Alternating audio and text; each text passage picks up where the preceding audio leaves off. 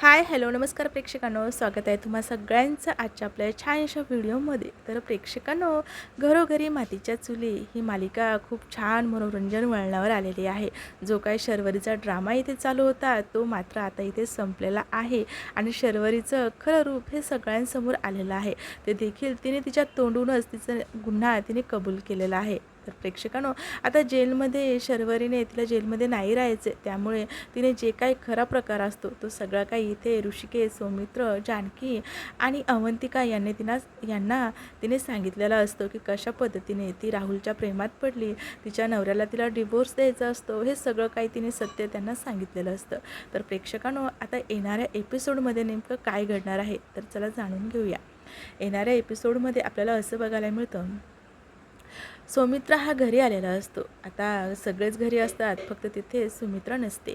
तेव्हा जानकी खूपच आतुरतेने त्याला बोलते, सौमित्र भाऊजी काय झालं, शर्वरी वंसा ह्या जेलमधनं सुटतील ना, तुम्ही त्यांची केस लढणार आहात ना. तेव्हा तो बोलतो, नाही वहिनी, मी शरूची केस ही नाही लढणार. आता हे ऐकून मात्र इथे जानकीला आश्चर्यच वाटतं आणि बाकींच्या घरच्यांना देखील. नेमकं सौमित्र हा का बरं शर्वरीची केस लढत नाही आहे. तर आणखी पुढे असं देखील बघायला मिळतं, आता जानकी ही जेलमध्ये आलेली असते, तिथेच शर्वरी देखील असते. आता शर्वरी ही खूपच हळव्या मनाने जानकीला बोलत असते, वहिनी उद्या मला कोर्टात सादर करतील. करत असते की सौमित्र माझी केस लढणार आहे ना, त्याने उद्याची तयारी त्याची चालू असेल ना. पण मात्र तेव्हा जानकी गप्प राहते. तेव्हा शर्वरी बोलते, वहिनी बोल ना काहीतरी, काय झालं आहे. तेव्हा मात्र शर्वरीला जानकी बोलते की नाही, सौमित्र भाऊजी तुमची केस नाही लढणार. आता हे ऐकल्यावर मात्र शर्वरी काही शांत राहत नाही आणि ती इथे खूप आक्रोश करते. ती स्वतःचं डोकं हे भिंतीला मोठमोठाने मारून घेते आणि बोलते, हे काय केलं, माझ्याकडनं काय चुकी झाली ही, आता मी काय करू, असं काही ती बोलते. आणि ती बोलते, आता मला जिवंत नाही राहायचे, मरायचं आहे मला, असं काही बोलते आणि मोठमोठ्याने तिचं डोकं हे भिंतीला आपटून घेत असते.